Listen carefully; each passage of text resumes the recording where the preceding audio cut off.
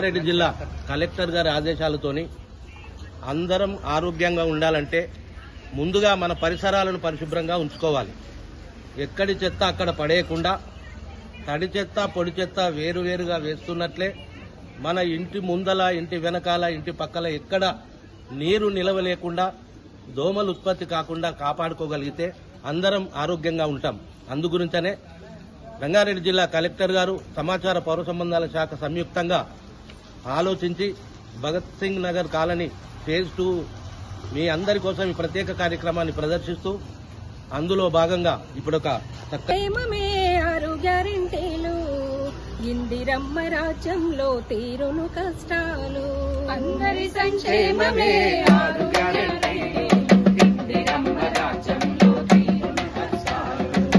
ప్రజాపాలనతోనే పల్లె పల్లె వెలుగు అభయహస్తముతోనే బాధలన్నీ తొలగు ప్రజాపాలనతోనే పల్లె పల్లె వెలుగు అభయహస్తముతోనే బాధలన్నీ తొలగు ప్రజాపాలన ప్రగతి పాలన ప్రజాపాలన ఇది ప్రగతి పాలన మంచి పాలన మార్పు కోరే పాలన మంచి పాలన మార్పు కోరే పాలన అందరి సంక్షేమమే ఆరు